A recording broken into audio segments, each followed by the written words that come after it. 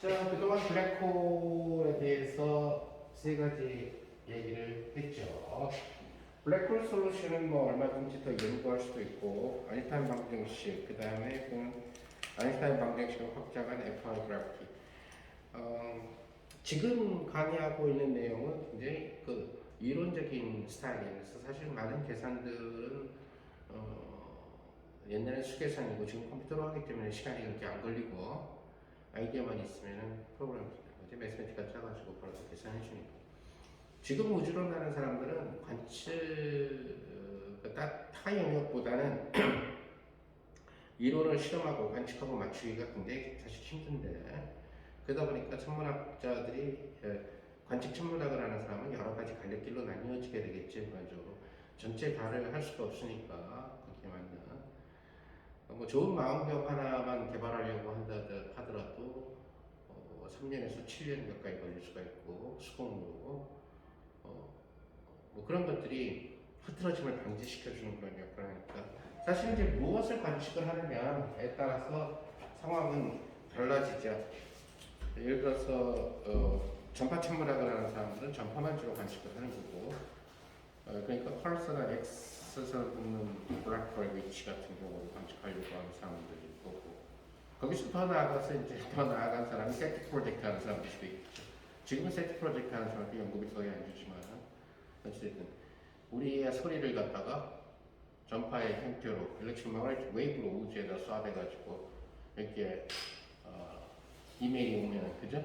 아니, 답장이 왔다라는 얘기는 결국 인텔리전스가 있다라는 얘기니까.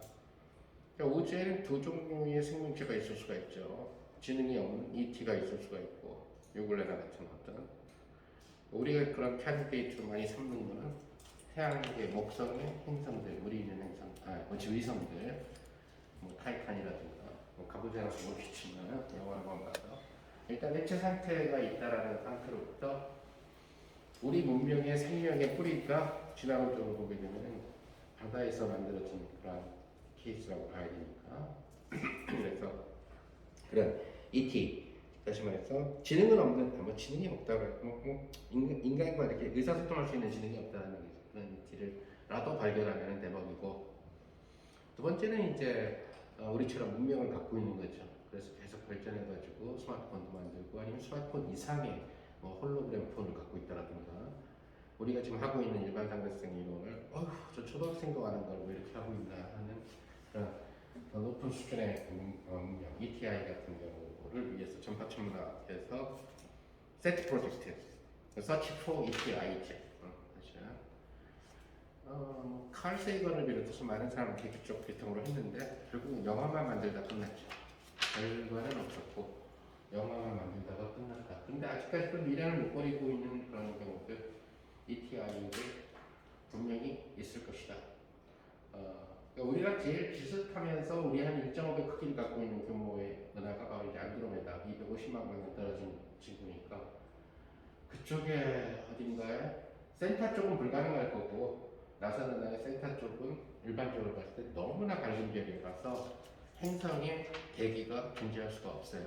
우리 은하 중심도 그렇고, 그리고 빨리 죽어서 블랙홀이 많이 돼 있을 거고, 그래서 그쪽에 지구 닮은 행성을 찾는 것은 굉장히 힘들 거라고 보고, 안드로메다 은하도 위에서 보게 되면 우리랑 딱 똑같은 그런 나선 은하 구조가 되니까 나선의 8에서 적당한 거리 떨어진 곳에, 안드로메다는 우리보다 한 1.5배 크죠. 근데 생긴 건 거의 비슷하죠. 옆에서 보면은 원판 모양이고, 그죠? 위에서 보면은 나선 은하 모양이니까 지구처럼 적당한, 태양계처럼 적당한 거리, 센터로부터 적당한 거리에 떨어져 있는 나선판에 로케이트 돼 있는 어떤 단독성이 돼야 되겠죠. 일단 아니 뭐 그것도 어디까지나 그 지구가 단독성이기 때문에 연성이 아니라 단독성이기 때문에 낮과 밤이 생기고, 지구처럼 적당한 거리 떨어져 있어야 되고, 지구처럼 적당한 두께로 덮여 있어야 되고, 이것도 어떻게 하냐면 지구적인 사고 방식에서 생각을 하는 거예요. 사실은 땅속에서 사는 문명체가 있을 수도 있잖아요. 그래서 크라이토가 와도 아무 걱정이 없는 땅속 도시를 건설하고 있는. 그래서 아직은 너무 지구 중심적으로 생명이라는 생명체의 기원을 얘기하지 말자라는 그 주장들도 있고, 근데 뭐 생명과학자들 중에서도 뭐 우리나라에 거의 없지만은 외계 생물학자들이 있죠. 결국에는 외계 생명체의 조건을 갖다가 지구 생명체의 조건에다 기준시키지 말자. 즉 산소가 절대적으로 필요한 것이 아닐지도 모른다. 어떤 포유가 피의 색깔이 그들이 주로 철분이 아니라 만약에 피가 만약에 구리로 구성되어 있으면 피가 파랗겠죠, 그죠? 철분이 녹슬면 빨개지지만 구리가 녹슬면 프로딩ting해지니까 푸른 피가 나올 수가 있겠죠. 그래서 정말 천체 물리학은 이론적으로는 우리가 그 종강할 때 하게 되는 아인슈타인 방정식을 토대로 한 프리드만 방정식, 우주를 완전 주체라고 생각한 프리드만 방정식이 이론적인 부분에서는 거의 끝이고, 그 뒤로 나가서는 더 해주기가 곤란한 것이 소리표 물리나 핵물리를 알아야 돼요. 그러니까 빅뱅에서부터 어떻게 물질들이 만들어졌느냐, 어떻게 만들어졌느냐 하는 것은 소리표 물리학의 과정이라는 얘기가 될 거고, 다크매터나 다크에너지 역시 마찬가지로 매터 파트를 갖다가 소리표 물리학에서 소리표 물리학 플러스 알파가 되겠죠. 기존 소리표 물리학에서 더 벗어나간다는 얘기입니다. 자, 어쨌든 뭐 이론적으로 봤을 때는 나이스 아이디어를 갖다가 뭐 평생을 해도 나이스한 아이디어를 못 내는 사람들이 있고, 평생을 하면서 나이스한 아이디어를 갖다가 좀 많이 내는 사람들도 있고, 그러다가 틀린 이론을 내기도 하는데, 스티븐 호킹의 그 가장 위대한 업적, 뭐 여러 가지 위대한 업적들이 있지만은 가장 위대한 업적은 결국은 블랙홀 서머다이내믹스라고 하는 블랙홀이 열역학의 법칙을 따른다라고 하는 얘기예요. 오늘 얘기할 주제가 오늘 첫 번째로 얘기할 주제가. 자, 처음에 이제 호킹이 생각한 블랙홀, 뭐 호킹 때 생각한 블랙홀은 일단은 가장 기본이 되는 블랙홀은 커브 블랙홀이에요. 별이 죽어서 스테라나 블랙홀의 경우는 거의 커브 블랙홀로 간다라고 생각하면 되죠. 왜냐면 로테이팅 하면서 아직은 사실은 그 블랙홀이 만들어지는 정확한 메커니즘, 별이 죽어서 블랙홀이 만들어지는 뉴트론 스타까지는 어느 정도로 설명을 해주고 있어요. 물리적으로 찬드라세카 아이디어들도 있고. 그러니까 다시 말해서 그 축대 압력이 더 이상 버티지 못해가지고 결국에서는 전자하고 양성자 사이의 핵하고의 거리가 사라지게 되는 거죠. 그러다 보니까 전자하고 그 속에 있었던 프로톤이 만나가지고 소층 얘기하는 프로톤이 뉴트론으로 바뀌게 되는 역베타 붕괴 과정을 거쳐서 결국 온통 다 뉴트론 특성이 뉴트론 스타가 된다는 얘기가 되죠. 온통 다 뉴트론 스타가 되면서 핵과 전자 사이에 그만큼의 갭 거리가 사라져 버렸다는 거예요. 보통 핵과 원자 사이의 크기를 비유할 때 축구장을 많이 얘기하는데, 축구장 센터 서클에다가 정말 작은 좁쌀 하나를 놨을 때 그게 핵이고 축구장이 원자라고 얘기를 하는데, 축구장이 오그라드는 거죠. 좁쌀 사이즈로 오그라드니까 한 축구장에 엄청나게 많은 원자가 들어갈 수가 있다는 거죠. 축구장 하나가 원자 하나였는데 비유를 하자면, 그러다 보니까 수축이 됐다는 거예요. 그러면 뉴트론들로만 구성되어 있는 엄청나게 빨리 도는 그런 이 회전하는 순치가 만들어진다는 얘기죠. 그 상황에서 이제 만약에 더 무거운 친구라고 한다면 거기서 더 쪼그라든다는 얘기인데, 여기에 대해서는 nobody knows about it라는 거죠. 그러니까 블랙홀로 간다라는 건 얘기하는 거지. 그 메커니즘을 모른다는 얘기겠지. 저도 아직도 많은 사람들이 뉴트론 스타에서 중성자별에서 블랙홀로 가는 정말 설명할 수 있는 과정을 얘기하는 거죠. 물리적으로 설명할 수 있는 과정을 갖다가. 자, 어쨌든 블랙홀 같은 경우는 뭐 그냥 흔히들 태양의 질량의 30배 이상으로 태어난 별이 죽었을 때 마지막 코어 부분이 블랙홀로 간다라고 얘기를 하고 있는데, 아무튼 블랙홀이 사건의 지평선 안에 들어오는 것들을 갖다가 다 빨아들이는 거죠. 별을 빨아들이는, 별이 들어가면 빨려 들어가는 거고, 근데 별 자체가 빨려 들어가기보다는 이제 별이 조금씩 빨려 들어가겠지. 별의 가장자리부터 빨려 들어가게 될 거고, 또 우주를 떠돌아다니는 우주 먼지라든가 아니면 성간물질 이런 거 사건의 지평선 안으로 들어가게 되는 거. 사람도 여행하다가 사건의 지평선 안으로 들어가게 되면 빨려 들어가게 되겠죠. 그러니까 결국은 블랙홀이라고 하는 친구는 질량이나 결국 빛조차도 빨려 들어가니까 결국 질량이나 아니면 에너지를 가진 그런 친구들, 레스트레스를 가진 친구들도 있을 수가 있고 레스트레스가 없는 그런 친구들도 있죠. 공대처럼 그런 놈들을 마구 삼키면서 결국은 질량이 증가하는 이런 그 상황이 된다는 얘기예요. 자, 이 질량이 증가를 하게 되면은 그 얘기는 결국 뭘 얘기하냐면 연력학적으로 입자수의 증가를 얘기하게 되겠죠. 그러면 결국 뭐가 증가하게 되냐면 그 입자수의 증가에 비례해 가지고 엔트로피가 증가한다는 사실을 베켄슈타인이 알아낸 거죠. 뭐 잘 알다시피 연력학적으로 엔트로피의 증가 요인은 여러 가지가 있지만은 바로 입자수의 증가, 즉 질량의 증가도 입자를 잡아 먹으니까 그러니까 입자수가 증가하니까 그러니까 오픈 시스템이 되버린 거지. 사건의 지평선 밖에 있는 입자가 블랙홀로 빨려 들어가게 되니까 결국에는 어떻게 되겠어? 엔트로피가 증가한다는 얘기죠. 입자수를 잃어버린 친구는 엔트로피가 감소하게 돼. 토탈 우주의 엔트로피가 나머지 그대로 있지. 그래서 결국 블랙홀이라는 자체가 엔트로피가 증가하는 과정에서 생성된다라고, 그러니까 증가하는 과정이 된다는 것이 호킹의 아이디어예요. 사실 이제 호킹보다 먼저 1972년에 베켄슈타인이라는 사람이 처음 먼저 이런 아이디어를 냈고 호킹이 논문을 더 예쁘게 써요. 굉장히 예쁘게 쓴다는 거죠. 호킹은 먹었으니까 삼킨 것이 과거에 호킹 이전의 생각은 블랙홀이 계속 그 주변을 다 먹어치우면서 뚱뚱해질 거라고 생각을 했죠. 한 번 들어가면 절대로 아무것도. 따라서 블랙홀은 아무것도 방사를 하지 않으니까 없다. 이렇게 얘기하죠.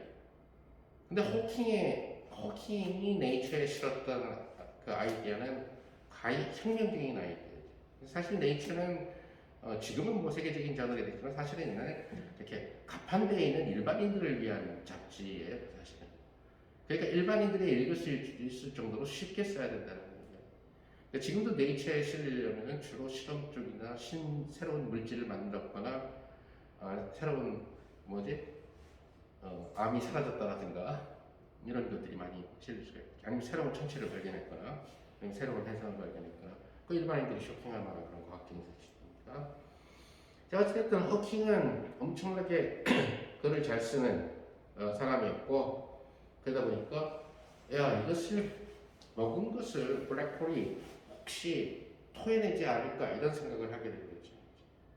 자, 연력학적으로 보게 되면은 자발적으로 그런 일은 아니라는.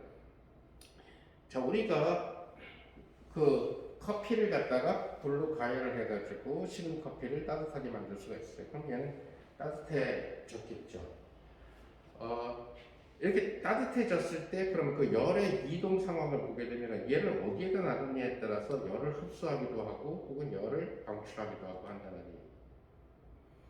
얘를 예를 들어서 주변보다 차가운 곳에다가 만약에 놔두게 되면 주위가 차갑다라고 하게 된다면 연력 법칙에 따라서 커피의 온도는 내려가게 될 거고, 그렇죠?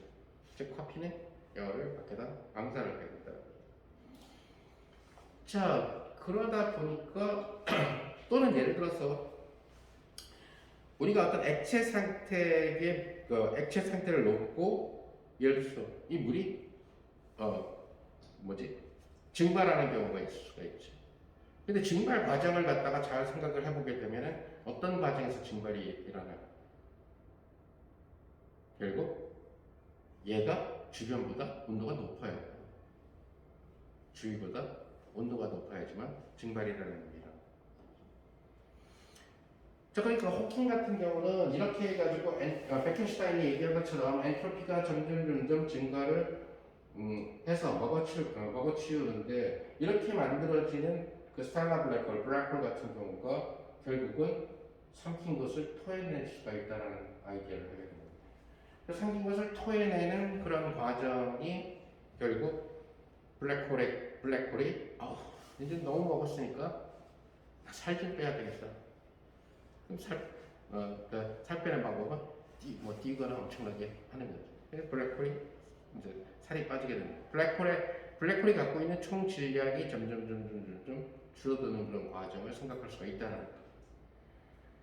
그럼 블랙홀의 질량이 점점 줄어들게 돼서 극단적으로 블랙홀이 만들어졌었던 블랙홀이 질량이 0이 되면 어떻게 돼요? 자, 블랙홀의 질량이 막 삼켜가지고 무거워지니까 우주를 엄청나게 휘게했다는 얘기거든. 근데 얘가 이제 먹을 만큼 먹었어. 근데 마치 얘가 주변 온도보다 높아. 얘가 주변 온도보다 높으니까 증발 과정이 일어나요. 자, 증발 과정이 일어나면서 내가 먹었던 놈들을 토해내기 시작하죠. 자, 그 과정에서 라디에이션이 방출된다는 얘기죠. 토해내는 과정에서. 빛도 이제 너무 먹었나봐. 그래서 빛도 토해내고 소립자도 토해내고 이런 식으로 토해내고. 그러다 보니까 블랙홀 자체의 질량은 점점 줄어들어요. 블랙홀 자체의 질량은 줄어들면서 우리한테는 소위 얘기하는 블랙홀에서 방사되는 방사선, 흑체 복사선이 되겠죠. 블랙홀이. 그래서 방사되는 그 블랙홀 라디에이션, 호킹 라디에이션을 갖다가 관측할 수 있게 된다. 물론 관측 아직 못해요. 우리가 관측했다면 노벨상 호킹한테 줬겠지. 죽기 전에. 현재까지. 그래서 공률이 이렇게 됐던 공률이 얘가 살 빼면서 중력이자가 되니까 조금 펴지다가 질량이 제로가 되었어. 다 토해버렸어. 질량이 제로가 됐다는 얘기는 민kov스키를 봤다는 얘기. 그럼 평평하게 펴졌다는 얘기죠. 그게 뭐가 되냐면은 매트릭이 평평해졌다는 얘기입니다. 블랙홀 없다가 됐다는 얘기죠. 이제 우리는 그걸 뭐라고 얘기하냐면 블랙홀의 evaporation, 증발이라고 하는 거죠. 요즘 내가 저녁 때에 난방을 해놓고 자기 때문에 evaporation을 많이 경험을 하는데 아파트 난방을 하면은 너무 건조하잖아. 뜨겁고 수분이 안 생겨가지고 좀 너무 건조해지면 이런 데 뭐 생기고 막 그러잖아. 그죠? 그러니까 가습기 쓰기는 좀 싫고 그럼 제일 좋은 방법은 뭐예요? 라면 끓이는 냄비에다가 물을 받아서 침대 옆 탁자 같은 데다 넣는 거예요. 그러니까 아침에 엄청 줄어들어 있더라고. 그럼 그만한 양의 물이 증발돼가지고 나를 살려줬다는 얘기. 가습시켰다는 얘기죠.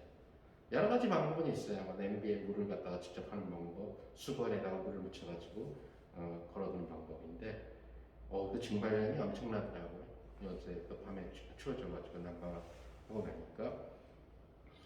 근데 어떤 날은 한번 너무 거기 적게 담아놨더니 무슨 라면 다 먹은 것처럼 바짝 말랐어. 없어져 버렸어. 그러니까 좀 더 따를 걸. 그건 이제 더 이상 물이 없는 상태가 증발 끝났다는 얘기죠.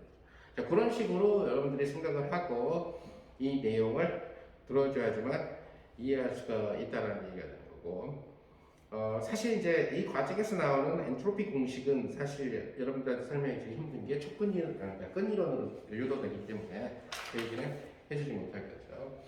자, 어쨌든 연력학적으로 엔트로피라고 하는 친구는 반드시 증가함수라는 거죠. 엔트로피라고 하는 것은 증가함수가 되어야 된다는 것은 증명한 사실이다. 그래서 블랙홀에서 증가하는 양은 뭐냐? 우선 첫째로 블랙홀에서 증가하는 양은 결국 mass라는 거죠. 뭐가 주어져. 그럼 mass가 증가를 했을 때, m이 증가를 했을 때, m이 증가하면 또다시 증가하는 어떤 또 다른 양이 있겠느냐? 그것을 호킹은 생각하는 거죠. 그것을 찾아내 보니까 놀랍게도 그것은 바로 블랙홀이 이렇게 있는데, 우리가 블랙홀이라고 하면 보통 뭐냐면 표면을 어디로 주냐면은 결국 사건의 지평선으로 두게 돼요. 결과적으로 블랙홀이라는 식으로. 블랙홀이 어디까지냐? 사건의 지평선까지다. 블랙홀의 표면은 어디냐? 사건의 지평선이다. 이렇게 생각을 해주면 된다. 그랬더니 일단은 별이 죽어서 만들어졌다라고, 스텔라 블랙홀의 경우 별이 죽어서 만들어졌다고 생각하니까 별은 어떤 모양이죠? 다 공 모양이죠. 그죠? 그래서 공 모양이 오그라들어서 공 모양으로 오그라들었으니까 블랙홀의 사건의 지평선의 모양도 결국 레디얼리 스페리컬 시메트리를 갖고 있는 공 모양이다라는 얘기죠. 그죠? 그래서 우리 슈바르츠 매트릭이든 커런 매트릭이든 다 그런 로테이셔널 인베리언스를 갖고 있는 스페리컬 코디네이터를 썼던 거죠. 그래서 공 모양이라고. 그랬을 때 놀랍게도 이것이 m이 증가했을 때 항상 같은 방식으로 증가되는 양은 바로 이것의 표면적이라는 거죠. 블랙홀의. 블랙홀의 표현적이라는 얘기는 결국 사건의 사건의 많은 사건의 지평선이라고 하는데 사건의 지평면이 되겠죠. 사실은.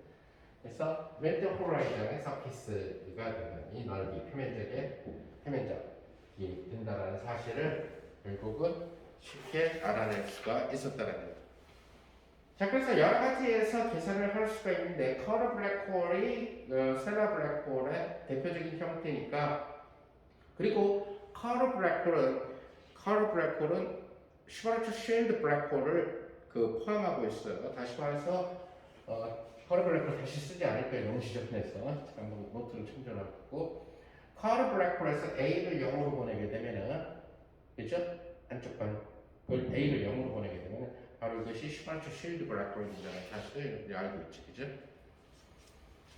자, 그래서 커러 블랙홀의 경우는 R-라는 사건의 지평선과 R+라고 하는 사건의 지평선을 가져요. 물론 만약에 여러분들이 커러 블랙홀에서 계산을 했지만 난 슈바르츠 쉴드 블랙홀이 좋다라고 얘기하면 커러 블랙홀 속에 포함되어 있어요. 즉 다시 말해서 A를 0으로 보내게 되면 R-가 필요가 없죠. 그죠? R-가 0으로 가게 될 테니까. 그래서 커러 블랙홀에서 먼저 계산을 해볼게요. 그럼 여기에 있는 관점, 자, 이것이 이제 보니까 커브와 슈바르츠 쉴드를 함께 고려를 하게 되면 블랙홀의 건널비가 되겠죠. 저기. 자, 그래서 이 커브 블랙홀에 여기에 있는 이 친구가 이 표면적을 계산한다고 칩시다. 표면적 A를 이 친구가 계산한다. 자, 그럼 커브 블랙홀에 여기에 있는 이 친구는 뭘 갖고 있냐면 R+가 고정돼 버렸어요. 그러니까 세타 P는 변하지만, 그래서 결국 DR이라고 하는 친구가 0이라는 경우고, 만약에 이 친구가 자기의 시계로 한다면 T에 대한 베리에이션은 고려할 필요가 없다는 얘기가 되겠죠. 자, 그러면 R = R+를 픽스를 시키고 DR = 0, DT = 0 이런 식으로 얘기하게 되면 커러 매트릭에서 저 조건을 넣어주면은 우선 R = R+나 R-는 어디에서 나왔냐면 델타 = 0에서 나왔다는 얘기, 자각 공식에서. 그러니까 R = R+가 되면은 일단 델타가 0이 된다는 사실을 여러분들이 알 수 있어요. 자, 지난번에 쭉 해왔던 커러 블랙홀의 매트릭에서 DR 파트랑 DT 파트를 갖다가 다 0으로 돌려버리면, 자, 표면적을 계산하는 사람이 R이 변하면 표면적이 계산이 안 되죠, 공에서. 우리가 공의 표면적을 계산하려면 R은 픽스가 돼야 표면적이 계산되죠. 부피를 계산할 때 R이 변하는 거지, 그죠? 자, 그러다 보니까 얘가 표면적을 계산한다면은 결국 얘가 만들어내는 표면 속에 사건의 지평선으로 구성된 구면에 만들어내게 된 매트릭은 DS 스퀘어 있고, 그때 커브 매트릭에서 이 조건을 다 집어넣으면 로 제곱 D 세타의 스퀘어 플러스 로 제곱분의 사인 세타의 스퀘어 R 제곱 플러스 A 제곱의 제곱의 DP의 스퀘어, 이것은 여기에서 로의 스퀘어라고 하는 것은 R 플러스의 스퀘어 플러스 A 스퀘어 코사인 세타의 스퀘어, 이런 식으로 된다는 것을 알 수 있죠. 자, 잘 알다시피 여기서 A라고 하는 것은 가공동량과 관련되죠, 그죠? A는 가공동량과 관련되죠. 그래서 스핀을 고려하지 않으면, 회전을 고려하지 않으면 A를 0으로 두면 된다는 거예요. 즉 슈바르츠 쉴드를 고려하고 싶으면 A를 0으로 두면 슈바르츠 쉴드의 케이스가 된다는 거예요. 자, 뭐 이왕 계산하는 거 그냥 슈바르츠 쉴드를 커브가 포함하고 있으니까 여기서 계산을 해야 됩니다. 자, 그러면 여러분들이 이렇게 공이 이렇게 있다. 그냥 예를 들어서 유클리드 기하학에서 공이 있는데 이 친구가 이 공 표면에서 하는 이 친구가 이 공의 표면적을 재려고 해요. 그러면 매트릭을 얘가 잡아야 되겠죠? 이 공 표면을 나타내는 매트릭. 그럼 공 표면을 나타내는 매트릭을 잡아야 되는데 공 표면은 뭐가 되냐면 DR이 여기라는 얘기예요. 지금 유클리드 얘기하는 거예요. 그럼 이 친구는 여기다가 뭘 그려도, 공 표면에다 뭘 그려도 ds 스퀘어라는 친구가 d 세타 스퀘어 플러스 사인 세타 스퀘어 dp 스퀘어라는 것을 알 수가 있다는 겁니다. 즉 이 친구가 잡은 ds라고 하는 친구는 결국 이러한 넓이 요소의 피타고라스 정리에 따른 대각선 길이가 되죠. 그죠? 즉 이것이 ds라는 거예요. 그럼 피타고라스 정리 쓰면 요 한 변의 길이가 d 세타고 여기가 뭐가 되면 sin 세타 dp가 된다는 거예요. 오케이? 따라서 결국 이 넓이 요소의 크기, 즉 da라고 하는 표면 넓이 요소의 크기는 바로 d 세타와 sin 세타 dp에 곱이 된다는 사실을 알 수가 있죠. 이것을 전체 세타와 전체 p에 대해서 더하게 되면 바로 그의 표면적이 나오게 되겠죠. 그죠? 자, 지금 r을 1로 뒀을 때 얘기해요. 만약에 반지름을 고려하면 여기 반지름의 제곱을 다 넣어주면 되겠죠. 그죠? 자, 그러니까 지금 여기에서 커브메트릭에서 표면적을 계산하기 위해서 dr을 0으로 두고 시간을 고려하지 않죠. 표면적이니까. 그죠? 그러면 이렇게 d 세타 스퀘어, d p 스퀘어 이런 식으로 주어진다는 것을 알 수가 있죠.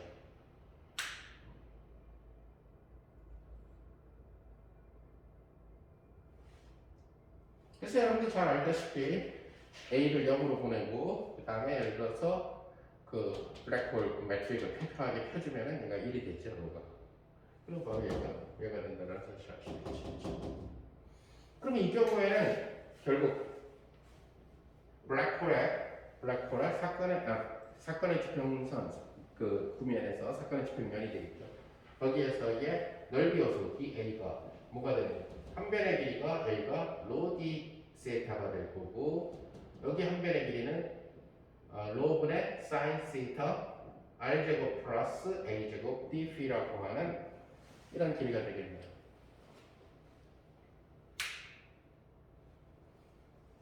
자, 그렇다면 바로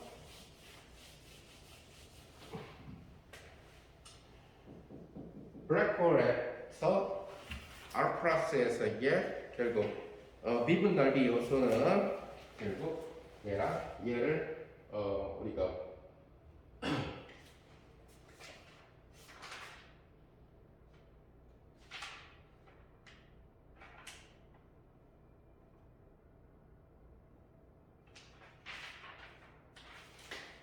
곱해 여기 R 플러스 아까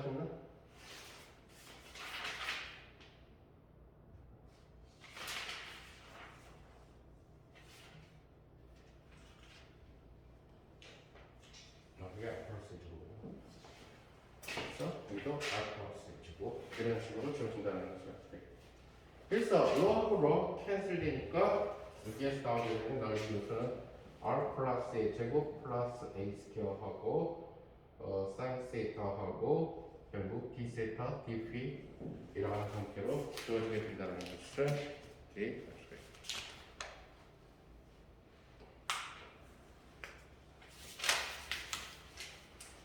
따라서 이때 블랙홀의 표면적은 p는 0부터 2파이까지 돌리면 될 거고 세타는 0에서 파이까지 돌려서 dA를 다 접근해주면 바로 블랙홀의 표면적이 만들어졌죠.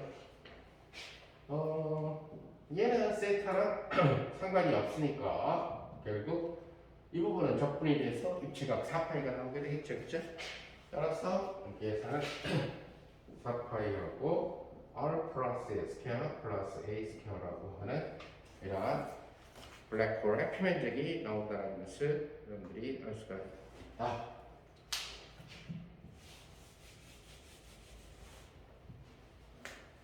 자, 그래서 우리가 커브 블랙홀에서의 정리를 집어넣으면 R 플러스 스퀘어 플러스 A 스퀘어는 R 플러스 GM 플러스 루트의 G제곱 M 스퀘어 마이너스 A 스퀘어 그놈의 제곱 플러스 A 스퀘어 이런 식으로 주어지죠. 막 C는 넣었다 뺐다 막 할 거예요, 내 맘대로. C 꼴 1로 넣었다가 만약에 C를 집어넣어서 비교를 해줘야 될 때는 C를 복원시킬 거고 계산 과정에서는 C들을 좀 많이 뺄 거고 그래서 G제곱 M제곱 플러스 2배의 GM의 루트의 G제곱 M제곱 마이너스 A 스퀘어 플러스 G제곱 M제곱 마이너스 A 스퀘어 플러스 A 스퀘어 그래서 여기는 사라지게 될 거고 이것은 2배의 G제곱 M제곱 플러스 2배의 GM하고 루트의 G제곱 M제곱 마이너스 A 스퀘어. 따라서 이것은 두 배의 GM으로 묶어내면은 GM 플러스 루트의 G제곱 M제곱 마이너스 A 스퀘어. G는 뭐 그 그래비테이셔널 컨스턴트가 될 거고 M은 블랙홀의 질량이에요. A는 블랙홀의 그 뭐지 가본 동량을 질량으로 나눠준 거죠, 그죠? 지난번에. 따라서 블랙홀의 표면적, 커너 블랙홀의 표면적은 8파이 GM하고 4파이 곱하니까 그리고 GM 플러스의 루트의 G 스퀘어 M 스퀘어 마이너스 A 스퀘어 이것이 결국 블랙홀의 표면적이 된다는 것을 볼 수가 있다.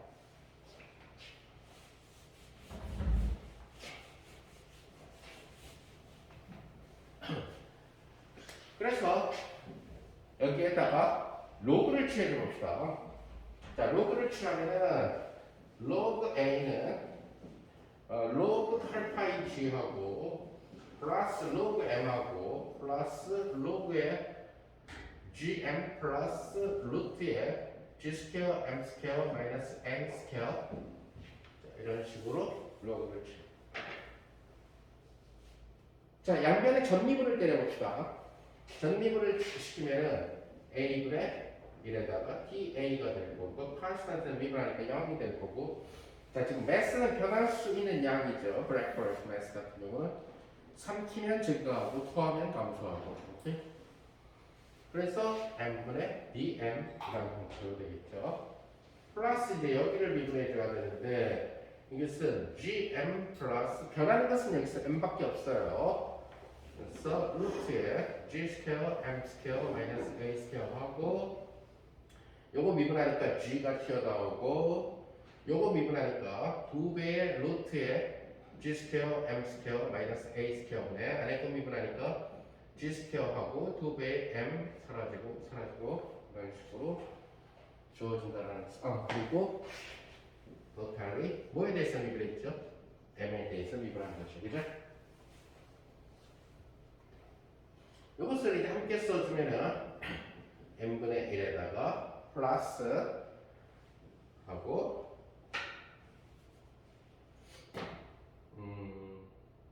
조금 정리를 해보면은 요거는 GM 플러스 루트의 G제곱 M제곱 마이너스 A 스퀘어하고 요거 통분시키면 루트의 G제곱 마이너스 G제곱 M제곱 마이너스 A 스퀘어 분의 하고 G는 하나 밖으로 나가고 루트에 G제곱 M제곱 마이너스 A 스퀘어 G가 하나 나갔으니까 이보다 GM이 되는 이러한 형태로 계산이 되겠죠, 그죠? 따라서 얘랑 캔슬 되고 나니까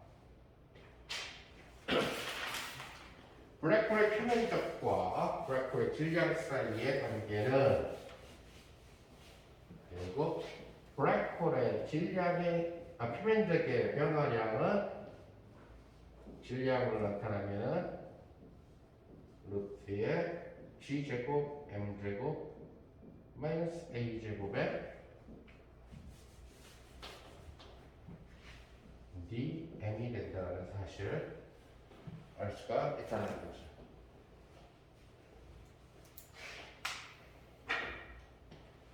자, 근데 이것이 항상 플러스인 양이니까 우리는 뭐를 알 수 있냐면은 결국 그리고 이 A라는 친구도 블랙홀의 표면적도 플러스라는 양이죠. 따라서 뭐가 되면은 M이 증가하면 그죠? DM이 플러스면은 DA도 플러스다라는 거죠. 그래서 A도 증가한다. 그죠? 블랙홀이 마구 상표되면은 커진다. 반대로 이제 M이 감소한다. 그러면은 A는 감소한다. 블랙홀이 입자를 토해내면은 결국 블랙홀도 작아지게 된다는 것을 생각을 해주게 됩니다.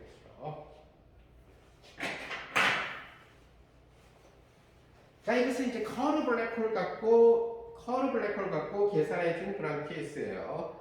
그래서 만약에 이 계산을 좀 더 쉽게 하기 위해서 여러분들이 슈바르트 쉴드 블랙홀을 만약에 고민한다면 실제로 호킹은 슈바르트 쉴드 블랙홀 갖고 논문을 썼으니까 그래서 커브 블랙홀에서 매스가 더 도미넌트 하다라고 생각하면 되니까 그렇죠? 매스 이펙트가 블랙홀의 매스가 크고 회전은 굉장히 느리다라고 생각을 하게 되면 강동량이 작아집니다. 그래서 만약에 여러분들이 슈바르츠 쉴드를 블랙홀을 생각한다면 슈바르츠 쉴드 블랙홀은 A를 0으로 만들어주면은 슈바르츠 쉴드 블랙홀이 된다. 그래서 보통 블랙홀 연력학이라는 책도 있고 또 몇 년 동안 계속 블랙홀 연력학만 갖고 논문을 쓰는 교수들도 있어요. 블랙홀 연력학만. 중요한 사실은 블랙홀 연력하고 좋은 논문을 쓸 수 있으면 노벨상을 안 된다는 거죠. 그래서 나중에 얘기하겠지만 반칙할 수 있는 방법이 없어요. 블랙홀 연력. 자, 그래서 만약에 슈바르츠 쉴드 블랙홀을 생각하면 포뮬라가 더 간단해져서 모양이 더 보기가 좋아요. 질량 객관도스를 보이고. 그래서 즉 M이 A에 비해서 도미넌트하다라는 얘기죠. 그러면 A를 무시할 수 있다는 얘기죠. 그러면 거의 슈바르츠 쉴드처럼 행동할 수 있다는 얘기죠. 그럼 그런 경우에는 바로 얘가 무시가 되니까 결국 M분의 2의 DM이라고 하는 좀 더 심플한 관계식으로 나타내 줄 수가 있다는 거죠.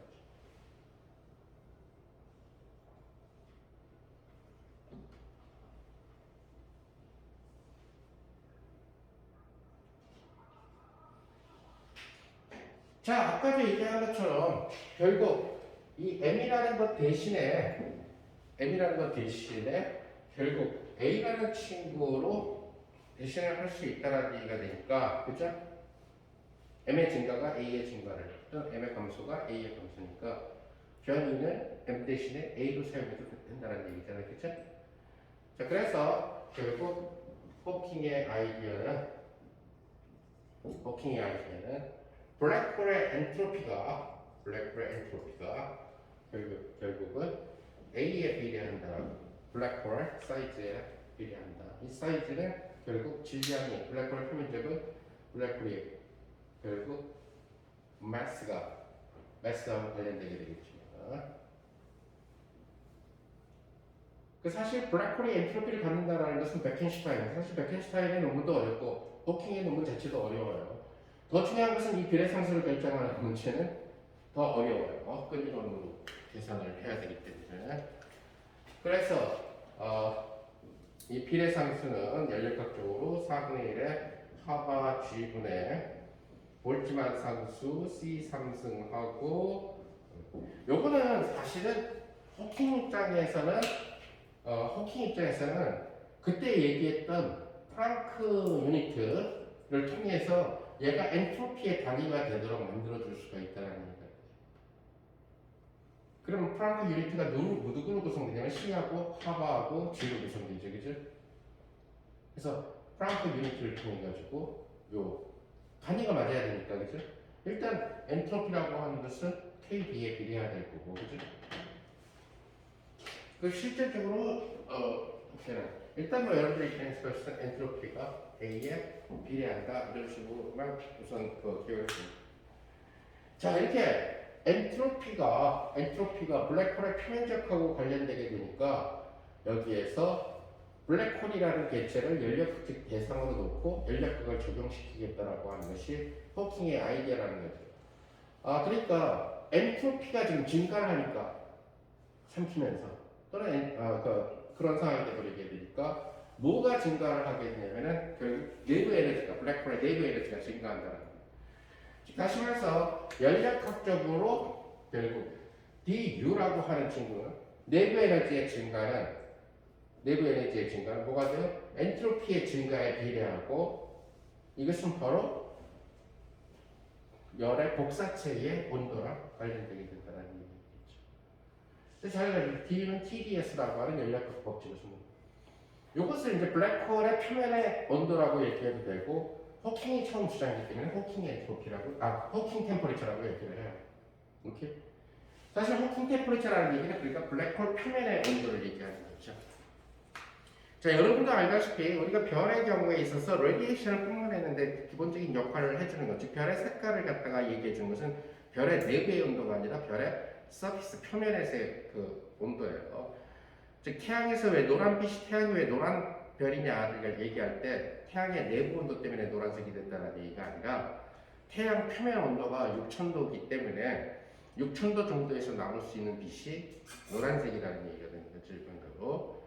그러니까 뭐 시리우스 같은 경우에는 표면 온도가 약 한 4만 도가 되니까 표면에서 나올 수 있는 별빛이 푸른 색깔이 된다는 얘기가 될 거고, 베텔기우스 같은 경우는 표면 온도가 더 낮죠. 태양보다 훨씬 낮죠. 죽을 때가 다 됐으니까 이제 붉은 거성이니까. 그러니까 붉게 보이는 이유는 표면 온도가 낮아서. 태양도 언젠가는 이제 태양이 점점 노란 별이 아니라 빨간 별이 되겠죠. 약 한 40억 살이 더 흐르면 태양의 경우는 소위 베텔기우스처럼 붉은 거성이 되겠죠. 맥시멈 사이즈. 그 다음에 백색 외성으로 죽겠죠. 태양 같은 경우. 그때가 이제 태양의 만지름이 결국 지구 코앞이 되겠죠. 그러니까 수성, 금성은 먹어 치우는 거죠. 물론 그때까지 내가 살아있지는 않겠지만 여기도 마찬가지예요. 그때까지 40억 살 뒤에 살아있지는 않을 거예요. 그리고 태양이 수성, 금성을 먹어 치우기 전에 지구 온난화 때문에 뭐 어떻게 될지 모르기 때문에. 자, 어찌됐든 간에 연력학적인 법칙을 해서 결국은 블랙홀이라고 하는 것은 흑체다라고 하는 것을 갖다가 설명합니다. 그러니까 블랙홀은 흑체라는 거예요. 그리고 블랙홀의 표면 온도는 바로 이렇게 계산이 된다는 것을 얘기를 하게 됩니다. 자, 그러면 블랙홀의 온도, 블랙홀은 별이 죽어서 만들어졌다라고 지금 가설화되어 있으니까 모든 별은 표면 온도를 갖고 있고, 대단한 아이디어죠. 사실 이쪽 사람들, 베켄슈타인이 됐든 호킹이 됐든 그 뒤에 누구야, 서스킨트하고 몇몇 사람들이 스트링스에 그런 끈이론 갖고 얘를 갖다가 다시 또 풀고, 끈이론은 뭐 지금 현재로서는 끈이론 자체가 한 학기 이상이 필요한 그런 과목이라서 그래서 얘기해 줄 수는 없고. 자, 그러다 보니까 여기에서 블랙홀의 내부의 에너지를, 자, 그때 얘기한 것처럼 블랙홀에는 뭐만 있다? 머리카락 3개만 있다라고 얘기했어요. 그죠? 블랙홀을 특정 지어주는 것은 머리카락 3개. 질량 머리카락, 그죠? 그 다음에 가공동량 머리카락, 그 다음에 전압. 자, 지금 중성 블랙홀을 생각하는 거죠. 차지를 안 끼고. 그러니까 머리카락 하나 없어졌죠. 그 다음에 우리가 가공동량이 질량에 비해서 무시될 수 있다. 슈퍼라츠 쉴드를 고민했다는 얘기는 머리카락 하나짜리라는 얘기예요. 머리카락 하나짜리는 질량에 의해서만 특징 지어진다는 얘기가 되죠. 따라서 결국 얘는 뭐가 있냐면 내부 에너지라고 결정은 아인슈타인의 레스트 매스 에너지와 겹쳐. mc 스퀘어 블랙홀 질량. 따라서 이에 대한 베리에이션은 지금 블랙홀에서 변할 수 있는 것은 지금 머리카락 한 올짜리인데 이 머리카락을 지금 얘가 지금 다듬을 수 있는 머리카락의 길이가 길어지느냐 짧아지느냐 이거밖에 없는 거예요. 점점 지금 자라고 있죠. 그래서 나중에 미용실 가서 뭐 좀 깎겠지. 뭐 이런 과정밖에 없다라는 거예요. 블랙홀이 머리카락 모발이 3개밖에 없어서. 그중 슈바르츠 쉴드의 블랙홀은 모발 하나짜리 헤드라는 얘기예요. 자, 그렇다면은 아까 썼던 공식 C제곱하고 아까 여기 있네. 여기서 DM을 A로 바꿀 수가 있죠. DM을 A로 바꾸면은 2분의 M하고 A분의 1에 DA 이렇게 바꿔 써줄 수가 있다는 것을 우리 볼 수가 있죠. 자, 근데 A가 엔트로피에 비례하고 비례상수가 이런 식으로 주어지게 되니까 결국 블랙홀을 갖다가 연력학적인 흑체로 생각을 열을 방사할 수 있는, 이 세상에 T가 0만 아니면 무조건 다 흑체예요. 오케이? 절대온도 0도에서는 레디에이션이 방사되지 않을까. 하지만 절대온도 1도에서도 레디에이션이 방사돼요. 굉장히 긴 파장의 그 열복사선이 되겠죠. 그죠? 지금 여러분들 사이에서도 그 지금 36.5도에 지금 열복 흑체랍니다. 흑체. 36.5도에 지금 열복 사선이 방사되고 있는 거죠. 그래서 여기가 더 많아지면 더 따뜻해지는 거죠. 자, 그래서 아까 얘기한 A에 이 비례상수를 갖다가 맞춰서 여기다 집어넣어주면 그 집어넣어준 결과 이것은 뭐가 되냐면 2분의 C제곱 M하고 A분의 1하고 여기를 DS로 바꿔주면 엔트로피로 바꿔주면은 4하가 G의 몰트란 상수하고 C의 3승 이런 식으로.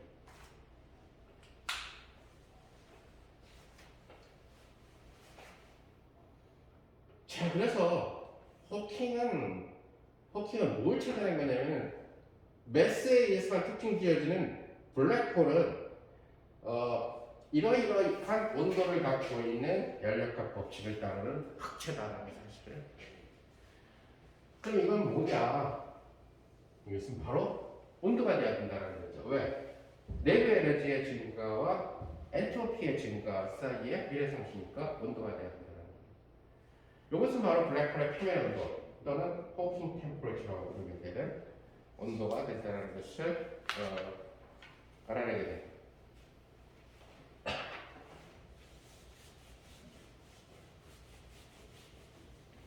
그래서 호킹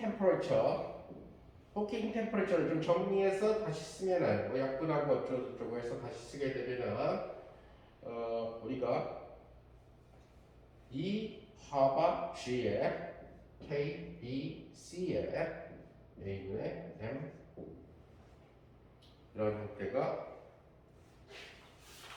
자 우리 컬러에서 시작했지만 나중에 근사식을 써서 슈바르츠 쉴드로 지금 가고 있죠. 그렇죠? 따라서 블랙홀의 표면점 슈바르츠 쉴드가 되버리면은 이거 아주 RS 딱 고정이 되버리죠. 이제는 고민할 필요가 없어요. 그의 반지름이 슈바르츠 쉴드 반지름이 그의 표면적이 되겠죠. 그렇죠? 따라서 A라고 하는 친구는 뭐가 돼? 4파이의 RS의 스퀘어고 이것은 4파이에다가 C제곱분의 2GM의 스퀘어가 되겠죠. 그렇죠? 이제 이럴 때는 C를 넣으시는 거예요. 왜? 앞에 그 단위 맞추기에서 C를 넣으면 여기만 C가 없으면 골치 아파지니까. 그래서 처음 공부할 때는 귀찮더라도 C나 C를 1로 두지 않고 계산하는 게 더 교육적이고 좋을 수가 있어요. 복원시키는 게 힘드니까. 그래서 호킹 템퍼레처를 써보면 몰트란 상수 C, E, 하바 G에다가 M이 있고 A분의 1이니까 여기가 4파이가 있고 4배의 G제곱 M제곱하고 C의 제곱이 되나요? 4승이 되는구나. 그래서 이것은 바로 뭐가 된다? 8파이의 G의 M의 KB분의 하바의 C의 3승.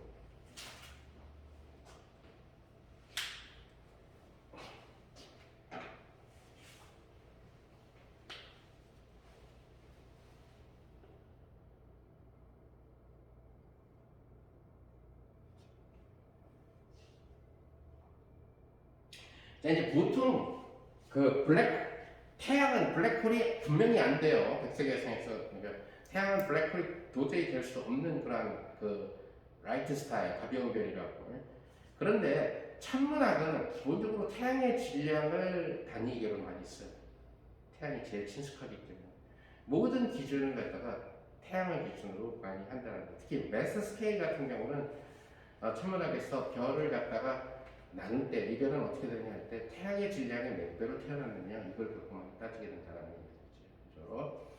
그러다 보니까 여기를 지금 여기 M이라는 친구가 이게 블랙홀이 있는데 M이 여기 있겠죠.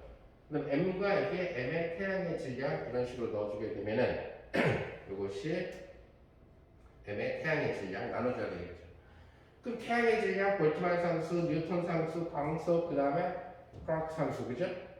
이걸 다 계산을 하면은 보통 아까 얘기한 대로 저놈은 태양의 질량이 몇 배냐? 보통 천문학에서 별들을 가늠할 때는 그렇게 클래시파이를 한다는 거지. 그래서 태양 질량 정도 규모의 별들이냐?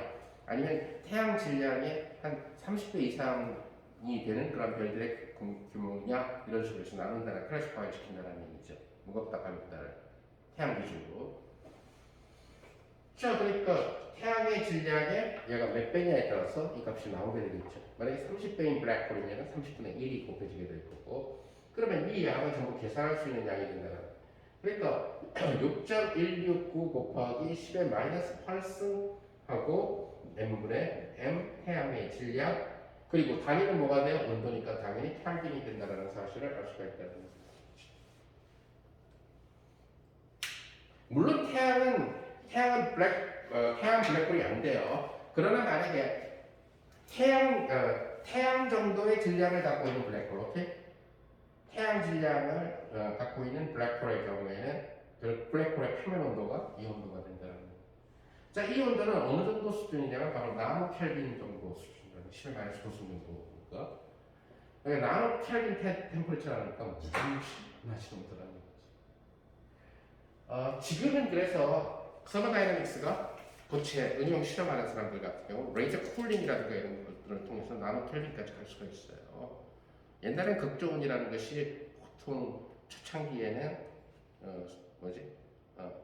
3K라든가 2K라든가 1K 이런 것을 로 템퍼리처라고 얘기하지만 그거는 이제 기본적인 방법으로 낮추는 방법이고, 즉 냉매를 이렇게 대가지고 낮추는 방법이고, 지금은 이제 레이저 쿨링 방법 같은 경우를 통해서 내가 하는 건 아니고 굉장히 미국의 아르곤 연구소라든가 이런 데서 하는 거 보면 엄청나게 비싼 거죠. 장비가 레이저 쿨링. 그래서 레이저 쿨링을 통해서 나노 켈빈까지 낮추는 걸로 내가 알고 있어요. 그쪽으로. 그러니까 그쪽도 극저온 물리를 하는 사람들은 점점 더 절대온도 0도에 가까이 가는 쪽으로 더 가려고 노력을 하는 거죠. 나노 켈빈에서 그 다음에 더 낮춰가지고 가겠다라는 거지. 뭐 femto 켈빈까지 간다라든가. 오케이? 그랬을 때 보통 보통의 온도에서는 나타나지 않았던 현상이 나타날 수도 있으니까, 실제로 초유동성 같은 경우도 3도 K의 헬륨3에서 나타났던 현상이니까, 슈퍼플루이드 같은 경우도 또 상상할 수 없는 묘한 일이 일어날지 모르니까 일단은 더 낮출 수 있으면 더 낮춰보자라는 실험 쪽으로. 그럼 잘 알다시피 실험 쪽은 새로운 이유를 설명할 수 없어도 새로운 현상이 발견되면은 노벨상을 주니까. 이론은 나중에 이론가가 맞추면 된다는 거죠. 그러니까 초이동성도 역시 실험적인 현상만 발견되고 노벨상을 줬다는 거죠. 그래서 실험은 그렇게 도전하고 있다. 하지만 우주 입장에서 봤을 때 이 온도는 상당히 낮은 온도다. 이렇게 낮은 온도에서 나오게 되는 복사선의 경우에는 너무나 긴 파장이 돼버려가지고 디텍터블하지 않다는 얘기가 되겠죠. 근데 이것은 태양 정도 질량을 가졌을 때 있고, 보통 이 블랙홀이 되기 위해서는 태양 질량이 30배 이상 정도라고 생각을 했을 때 다시 30분의 1을 곱하게 되면 더 작아진다는 얘기죠. 태양이. 그러면 결국 호킹은 살아있는 동안에 누군가가 이것을 발견해주기를 계속 고대했지만, 저렇게 낮은 온도에서 방사되는 저것을 찾는 것은 굉장히 힘들다는 거죠. 여러분도 알다시피 지금 현재 우리 우주가 빅뱅서부터 식어버려가지고 현재 우주 온도는 굉장히 낮아진 그런 상황이 되겠죠. 그래서 현재 우주 온도는 2.7 켈빈 정도죠. 2.7 켈빈은 제일 어마무시하게 뜨겁다는 얘기죠. 그래서 쟤를 관측을 하려면은 우주가 더 콜드해져야 돼. 우주가 더 콜드해지기 위해서는 뭐가 돼야 되냐면 더 팽창해야 돼요. 더 급속하게 팽창을 해야 된다. 더 급속하게 팽창해서 우주가 얼어붙어야 돼요. 프리징이 돼야 된다. 그래야 그때 호킹 레디에이션을 관찰할 수 있을 걸로 과학자들은 얘기하고 있어요. 근데 우주가 팽창을 더 급격하게 해서 팽창 가속도가 나중에 얘기하는 팽창 가속이 붙어가지고 팽창을 해서 그러니까 프리즈 된 우주 모형이 됐을 때 측정할 수 있는 인간은 살아남지 않아요. 그러니까 호킹이 논리적으로 관측을 해야지만 노벨상을 준다는 측면에서 봤을 때 호킹한테 노벨상을 호킹 레디에이션 좀 불가능하다는 얘기가 되는 거지. 현재 우주 온도는 호킹으로 얘기하게 되면 상상할 수 없는 온도라는 거죠. 너무나 뜨거운 온도라는 거죠. 결국 그러니까 이 온도가 주변보다 너무너무 차가워요. 그 얘기는 증발을 할 수가 없다는 거예요. 증발을 하면서 블랙홀이 증발을 하게 되니까 어떻게 돼? 삼켰던 빛과 소립자들을 갖다가 다 방사를 하게 되니까 엄청나게 밝은 그 루미니서티가 굉장히 증가해서 엄청나게 토해내니까 밝아진다는 거예요. 레디에이션이 여기 우리한테 오니까. 그러면서 얘는 플랫해져. 블랙홀이 있었나? 이렇게 평평해져 버렸으니까. 그것을 감지하는 것은 쉽지가 않다. 자, 얘가 아까 스트링 세어리, 그러니까 끈이론을 갖고 아까 얘기한 이런 괴수가 이거른다라고 얘기를 했어요. 그래서 건너뛰었다라는 얘기가 되는데, 그러면 뜬금없이 갑자기 하바가 나오느냐? 를 궁금할 수 있는 사람을 위해서 간단하게 여러분들 수준에서 맞춰서 하바가 나올 수 있는 이유를 생각하면은 바로 양자역학의 불확정성을 써서 하바를 생각을 해줄 수가 있어요. 자, 그러니까 블랙홀 표면에서의 우리가 포톤 방사를 갖다가 생각을 해봅시다. 그러면은 결국은 양자역학적으로 뭘 따르게 되냐면은 결국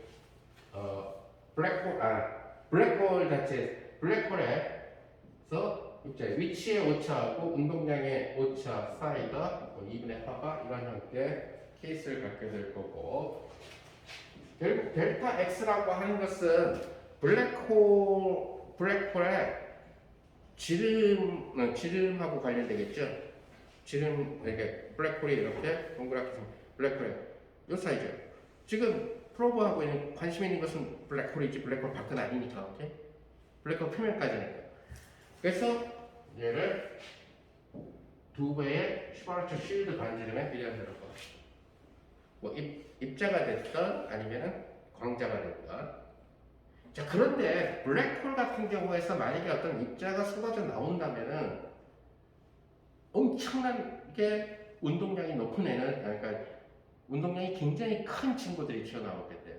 다시 말해서 운동 에너지 파트가 큰 친구들.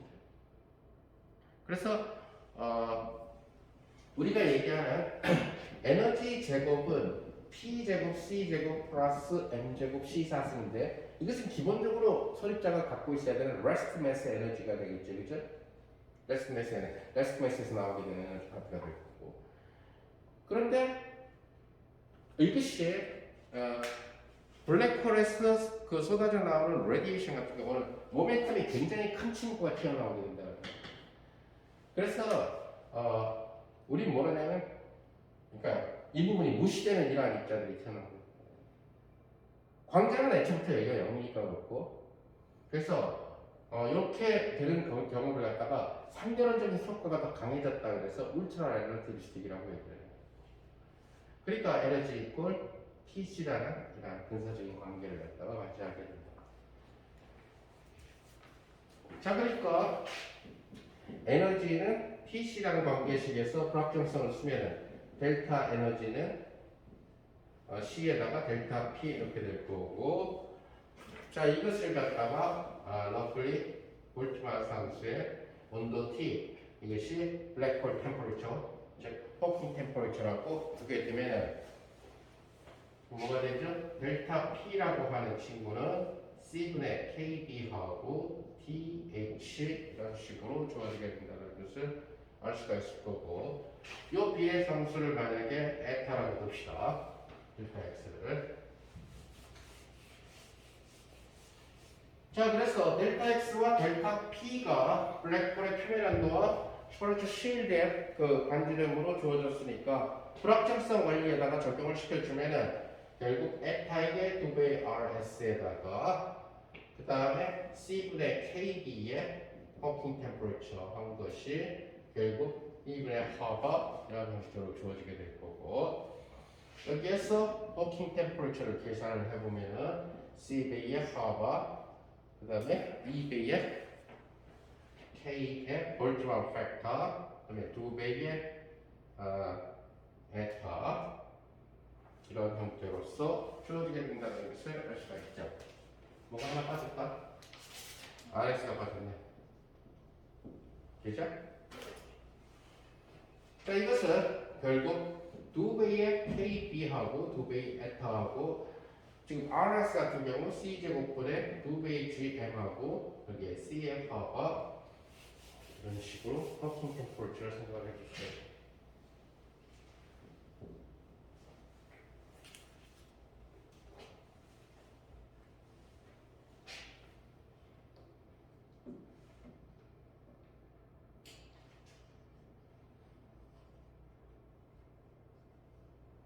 오케이. 그러면 8KB 에타하고 GM하고 아바의 C의 승승 이렇게 된다는 거죠.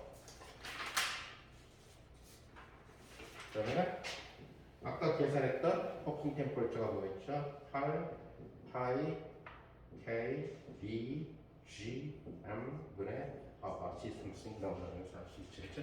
에타 파이를 선택합니다. 오케이? 이 형태가 나온다는 것은 그래서 워킹 템퍼러처의 이 형태가 나와주게 된 이유는 즉 하바가 나와주게 된 이유는 바로 불확정성을 나타나는 거죠. 따라서 얘는 양자역학 처음으로 양자역학이 없었던 이 뭐지 블랙홀 테오리에다가 양자역학을 가미시켰다는 거예요. 왜냐면 호킹 같은 경우는 호킹은 양자역학도 재미있어 했고 일반상대성 이론도 재미있어 했던 사람이에요. 그래서 호킹이 나중에 쓴 또 위대한 논문 중에 하나가 바로 우주를 파동함수로 잡아서 나오는 짐 하트라우가 있었던 호킹의 그 우주 방정식이에요. 그래서 우주를 파동함수로 잡아서 그래서 양자역학이나 양자장론에도 굉장히 보통 이 방식이 호킹 템퍼러처를 그냥 학부생들한테 설명할 때 제일 편안한 그런 방법이라는 얘기가 있습니다. 자, 이렇게 블랙홀이 어떤 TH라는 온도를 갖고 있는 이제 흑체가 된다는 얘기죠. 블랙바디가 된다는 얘기. 자, 이렇게 블랙바디가 되니까 여기에서 방사를 하는 거죠. 흑체 복사선을 방출을 하게 되겠죠. 그래서 블랙홀이 그 TH라는 호킹 템퍼러처를 가지고 있는 블랙바디라는 사실을 호킹이 알아냈으니까 여기서 발생하는 복사 레디에이션이 되겠죠. 뭐 제일 대표적으로 우리가 제일 많이 받는 흑체는 태양이죠, 그죠? 그래서 태양으로부터 우리 복사선을 받아서 그거 갖고 지금 살고 있는 거잖아요, 그죠? 자, 그러니까 여기에서 나오는 흑체 복사선, 블랙바디에서 나오는 레디에이션을 우리는 뭐라고 하면 호킹 레디에이션이라고 합니다. 호킹 레디에이션이라고 하는 친구를 관측하면 또 역시 마찬가지로 블랙홀에서 오는 호킹 레디에이션을 관측을 하면은 그 얘기는 노벨상이라는 거지. 뭐 앞으로 뭐 호킹 레디에이션이 관측될지 안 될지 그건 잘 모르겠지만 자, 그러니까 흑체 복사의 법칙을 써서 자, 흑체 복사에 대한 법칙은 양자역학이나 아니면 여러분들이 갖고 있는 속리상 양자역학에서 많이 했으니까 소위 얘기하는 파워 인류를 A로 나눠주고 무슨 파워예요? 이것은 스테판 볼츠만 상수하고 표면 온도의 사승에 비례한다라고 하는 그 공식을 생각을 하는 거죠. 바로 흑체의 파워가 바로 뭐냐면 흑체가 얼마나 밝으냐를 나타내는 소위 얘기하는 루미노서티가 되겠죠, 그렇죠? 광도가 되겠죠, 그렇죠? 그래서 이 파워는 결국 볼츠만 상수의 A에 그다음에 블랙홀의 표면 온도의 사승이 등장하게. 자, 시그마는 여러분들이 양자역학 책으로부터 알고 있는 파이 제곱 K 4승 60의 하바의 3승의 C의 제곱. 무슨 열들이 보통의 양자론의 첫 번째에서 찾아보면 나오게 될 거예요. 송이성 양자역학 1장인가 2장이에요. 그 다음에 단면적, 블랙홀의 표면적, 슈바르트 쉴드를 고려하는 16파이 G제곱 M제곱의 C의 4승. 호킹 레디에이션, 아니, 블랙홀 템퍼러처의 TH가 거기였어. 이거잖아, 그죠? 그래서 8파이 GM의 KB의 오버 하바 C의 3승의 4승.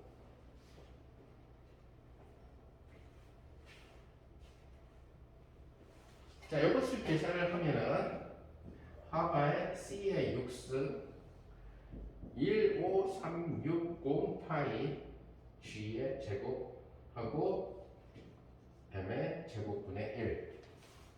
이제 정성적으로 보게 되면은 블랙홀의 매스의 제곱분의 1에 비례한다라고 하는, 매스가 커질수록 결국 파워가 작아지게 되는 그러한 형태를 보이게 된다는 거죠.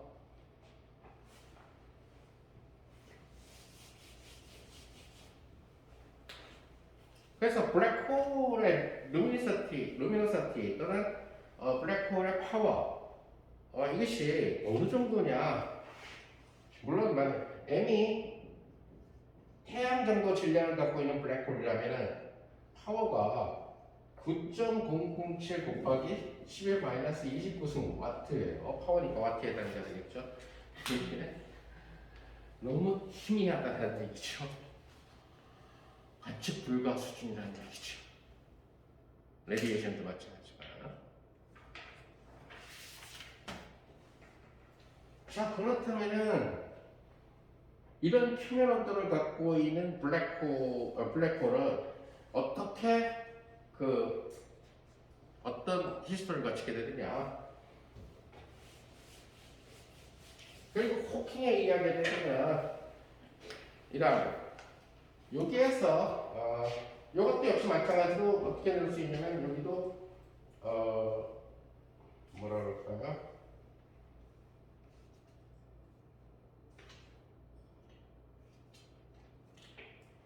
여기를 마찬가지로 태양의 질량으로 나눠주고 뭐 이런 식으로 해줄 수가 있겠죠, 그죠? 아니다, 이 태양의 질량으로 나눠주고 어차피 태양의 질량을, 아니 이 질량을 얘를 그냥 비례상수 그냥 씁시다. 뭐라고 쓰냐면 KEV라고 그냥 씁시다. 그럼 파워는 어떤 KEV하고 나누기 M2 중요한 것은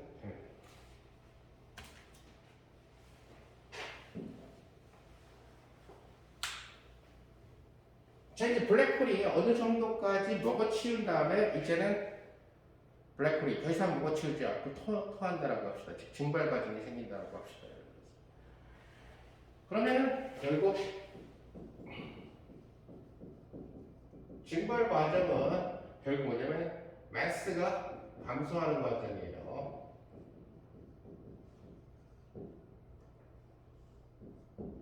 근데 이 매스는 누구에 비례하냐면 에너지에 비례한다는 거죠. 그러니까 에너지가 감소를 한다는 얘기예요. 에너지가 감소하면서 뭐가 생기냐면 밝기가 생겨요. 오케이? 일률이 생겨요.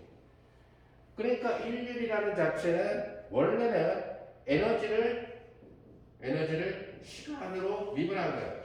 근데 에너지가 시간에 따라서 점점 감소해요. 그죠? 질량이 시간에 따라서 점점 감소하니까 증발 과정에서.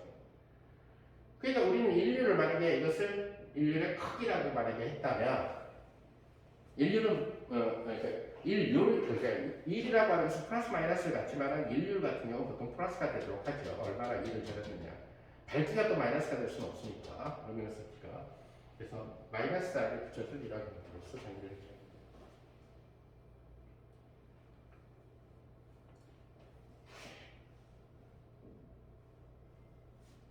자, 근데 1이 어떻게 되냐면 M 스퀘어분의 바로 비례상수 KEV예요.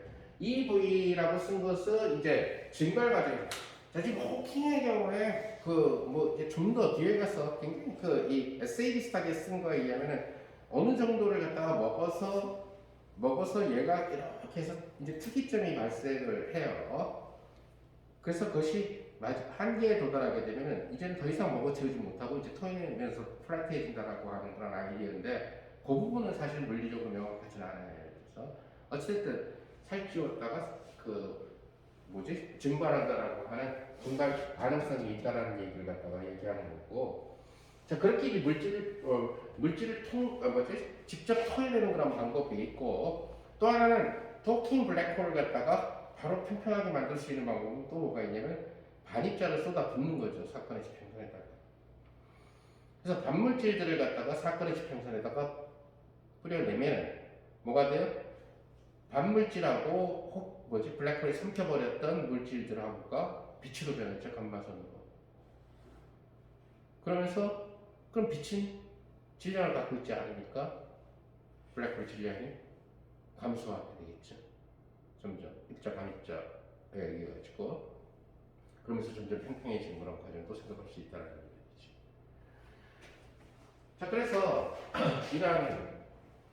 자 그런데 지금 이 과정을 살펴보게 되면은 결국은 자 파워라는 자체가 지금 에너지는 mc 제곱이고, 따라서 이것은 마이너스의 c 제곱하고 dmdt는 결국 m 스퀘어분의 kev.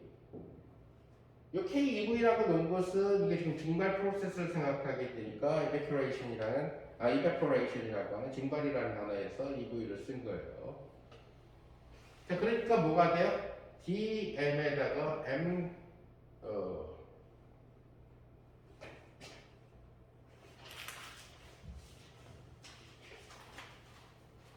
그래서 이러한 편미분 방정식을 여러분들이 풀 수가 있다는 거예요. 그래서 m제곱의 dm은 결국 마이너스 c제곱분의 kev하고 dt 이러한 형태로서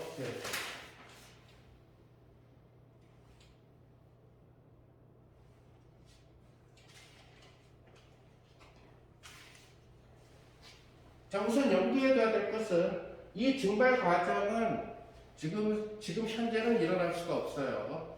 무슨 말이냐면은 증발이라는 블랙홀의 증발 과정이 일어나기 위해서는 블랙홀의 표면 온도가 주위 온도, 우주 온도보다 작을 때만 이런 프로세스가 일어납니다. 그 얘기는 무슨 얘기냐면 현재의 우주 상태에서 봤을 때 블랙홀은 지금 증발하고 있는 것이 아니라 오히려 살찌우고 있는 거예요. 지금 현재로서는 블랙홀은 지금 살찌우고 있는 거예요. 그러니까 만약에 우주가 점점 그 팽창을 한다든가 팽창 가속도가 점점 커져가지고 결국 우주가 지금 현재 우주 온도보다 차가워지고, 블랙홀들은 예를 들어서 점점 무거워져가지고 예를 들어서 이들이 무거워진 블랙홀과 무거워진 블랙홀이 서로 공전을 하게 되겠죠. 만약에 두 개의 블랙홀이 만들어졌다. 그러면 두 개의 무거워진 블랙홀이 공전을. 그럼 얘가 움직이면 뭐가 나와요? 자, 전기를 띈 놈이 움직이면 뭐가 나와? 전자기파가 나와. 질량을 가진 놈이 움직이면 뭐가 나와? 중력파가 나와. 그러면 얘가 갖고 있었던 놈에서 얘가 이렇게 가는데, 자 이건 지금 양자역학 아니죠. 블랙홀 실제 고전역학이죠. 그러니까 러더포드 모델처럼 생각을 하라면 얘가 움직이니까 얘가 돌든 서로 돌겠지. 돌면서 중력파가 나오게 되니까 얘네들의 원운동의 사이즈가 어떻게 돼? 반지름이 감소하죠. 그러니까 이렇게 되겠지. 이것이 바로 블랙홀의 합체가 된다. 실제로 과학자들의 계산에 의하면은 내가 하는 건 아니고 블랙홀의 그 합체가 이 10의 40년 후에 10의 40승년 후. 너무 까마득한 날이지만 그때까지도 보통 이제 은하계에서 봤을 때는 소위 얘기하는 은하를 하나의 점으로 생각을 해요. 이렇게. 그래서 은하를 하나의 점으로 생각하고 그 은하랑 몇 개 붙어 있는 그 이 마을을, 그러니까 은하라고 하는 것은 별들을 거느리고 있는 한 가구라고 생각하면 되는 거예요. 그러니까 우리가 어떤 마을의 집들을 카운팅을 할 때에 그냥 한 가구, 두 가구, 세 집, 그 집에 8명이 살고 있는지 2명이 살고 있는지 이렇게 카운팅 하지는 않거든요. 그죠? 그러니까 한 가구를 은하 정도, 은하를 한 점으로 생각해서 한 가구로 생각을 해요. 그러다 보면은 그 은하랑 비교적 가깝게 붙어 있는 친구들을 뭐라고 했냐면 은하단이라고 얘기를 했죠. 그렇죠? 그러니까 은하단이 뭐냐면 그 뭐 같은 번지수 뭐 이런 식으로 생각을 해주면 될 거예요. 응? 우리 같은 경우는 소위 얘기하는 안드로메다 은하하고 그 안드로메다 은하랑 우리 사이에 있는 작은 은하들하고의 은하단을 형성하고 있죠. 그러니까 은하단들이 또 몇 개 모이면 그것을 갖다가 우리는 초은하단이라고 얘기를 하게 되겠죠. 그렇죠? 그 초은하단 몇 개를 갖다가 또 모으면 우리는 로컬 갤럭시 그룹이라고 해서 국부 은하군이라고 이렇게 얘기를 하는 거예요. 쉽게 얘기하면은 그 시골에 무슨 면 무슨 리 뭐 이런 식으로 나뉘어지는 거랑 똑같다라는 얘기가 되겠죠, 그죠? 리를 몇 개 모으면 면이 될 거고, 그죠? 면을 몇 개 모으면 뭐가 되고 뭐 하는 식으로 그런 식으로 나눈다고 생각합니다. 그래서 10의 40승년 후에는 우리 국부 은하군이, 우리 은하가 포함되어 있는 국부 은하군은 약 54개 정도의 은하로 이루어져 있는데, 물론 안드로메다 은하 포함이죠. 안드로메다. 그러니까 주어진 중심 은하를 포함해서 1000만 광년 이내에 있는 친구들이 국부 은하군을 형성을 하는 거예요. 그래서 1000만 광년 이내에 결국 그 사이즈에 한 54개 정도가 있다. 근데 10의 40억 년 후에는 얘네들이 전부 다 붙어버려요. 다 블랙홀이 되고. 즉, 블랙홀이 안 돼도 블랙홀에 빨려 들어가 버려요. 지구처럼, 태양이나 지구처럼, 태양계 같은 경우도 결국 블랙홀들이 다가와서 결국 다 삼켜버리게 된다는 거예요. 그러면서 결국은 덩그러니 블랙홀들만 남게 되겠죠. 그죠? 블랙홀들만 남으면서 서로들을 복잡하게 공존하지만 중력파 방출 때문에 결국 가까워져가지고 다 달라붙게 된다. 그래서 10의 40억 년 후에는 결국 이 54개의 은하가 결국은 합체돼 버려요. 하나의 블랙홀이 된다는. 그 얘기는 뭐냐면은 지금 성운에서 계속 별들이 만들어지긴 하지만 그거보다는 이미 137억 년 동안에 138억 년 동안에 만들어진 별들과 은하들이 더 많아서 이들이 죽어서 블랙홀이고, 블랙홀이 너무 잘 먹어치워서 장수하고 옆에 있는 블랙홀 라이노까지 먹어치우고, 그래서 가까워져서 합체돼가지고 나중에는 블랙홀들만 남는다는 거예요. 블랙홀이 증발해서 평평해지기까지는 세월이 너무 흘러요. 아까 얘기했던 계산에 의하면 국부 은하군 같은 경우 결국 우리 주변에 1000만 광년 이내가 그냥 하나의 블랙홀로 그냥 평평하게 버리게 되는데, 이것이 죽어서 평평해지는데 약 10의 100승년 후가 된다는 거예요. 그 후에 블랙홀이 됩니다. 저 정도 세월이 지나게 되면은 우주는 극도로 차가워져, 우리가 상상할 수 없을 정도로 극도로 영에 가까운 상황으로 차가워지는, 굉장히 프리즈드 되어 있는 상태가 되는 거지. 굉장히 프리즈드 상태가 되는. 그리고 반짝이는 게 하나도 없어요. 이제는 우주가 그냥 거대했던 그 별빛들 다 블랙홀 대피고, 블랙홀이 주변을 삼키고 해가지고 그냥 그 거대했던 면적이 블랙홀 하나, 거대 블랙홀 하나거든. 그리고 한참을 여행해서 또 가보면 빛나는 데가 아무것도 없어. 다 또 블랙홀. 블랙홀만 덩그러니 있고, 우주는 극도로 차가워져 있는 상태가 된다. 자, 그때 이제 블랙홀도 죽어버린다는 얘기예요. 그때쯤 됐어요, 블랙홀. 그러니 이 황당한 시나리오를 누가 실험을 하겠냐고, 이거를. 10에 10억층까지, 10에 100승년까지 기다려가지고 하겠냐. 그러니까 사실 노벨상을 탈 수 있는 아이템은 아니었다는 거죠. 아름다운 이론이죠. 자, 그래서 다시 호킹으로 들어서 블랙홀이 결국은 증발하는 시간을 이 식에서 슈바르츠 쉴드 블랙홀에서 계산해 볼 수가 있다는 거예요. 그 얘기는 뭐냐면 바로 블랙홀의 현재의 지금 현재 기준으로 생각을 하는 거죠. 언제든지. 자, 현재 기준을 0이라고 합시다. 예를 들어서 내가 지금 스케일. 그랬을 때 블랙홀이 증발 때까지 걸리는 시간을 evaporation time, 블랙홀 증발 시간이라고 합시다. 그럼 처음에 지금 블랙홀이 가진 질량을 m이라고 합시다. 근데 m이 시간에 따라서 달라지죠. 지금 변하죠. 증발됐다는 얘기는 아까 내가 우리 집 냄비에서 물이 다 사그랐던 것처럼 블랙홀의 질량이 완전히 번아웃된 그런 케이스예요. m이 0으로 가게 된다는 얘기예요. 자, 이 적분은 너무너무 쉽죠. 이 적분은 누구나 할 수 있는 계산이라는 거예요. 자, 그래서 결국 여기에서 블랙홀이 증발하는데 걸리는 시간을 갖다가 해보면은 3배의 KEV하고 C 제곱하고 처음 질량을 M0라고 합시다. 지금 블랙홀의 질량을 해서 M0의 3승 이렇게 된다는 거예요. 요것을 숫자로 좀 써보면 5120 파이 G의 제곱 나누기 허바의 C의 4승하고 지금 측정한 블랙홀의 질량의 3승에 비례하는 이러한 형태가 된다는 것을 이해하셔야 돼요.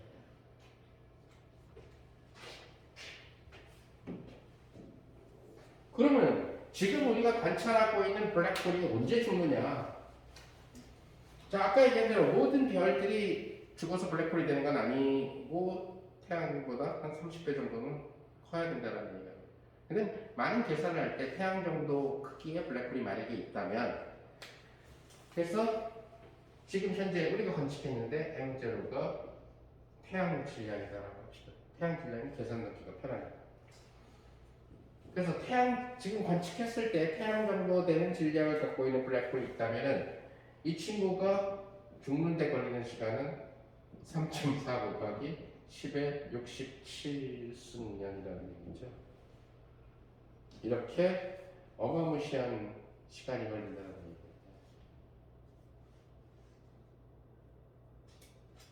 그런데 블랙홀 중에는 블랙홀 자체가 이미 합체돼 버려서 거대 블랙홀이 돼버린 그런 케이스들도 있어요.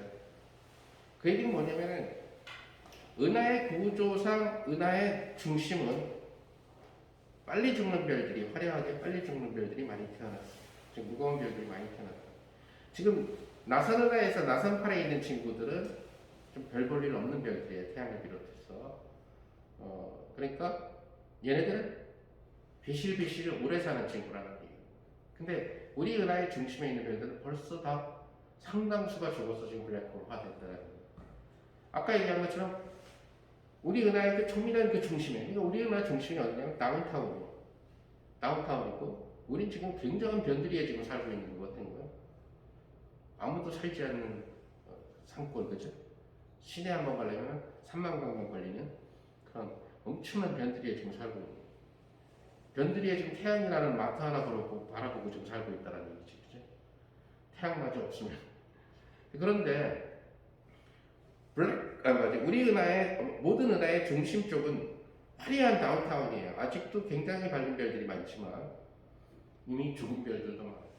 자, 죽은 별들은 결국 블랙홀로 죽을 가능성이 훨씬 높다는 거죠. 왜?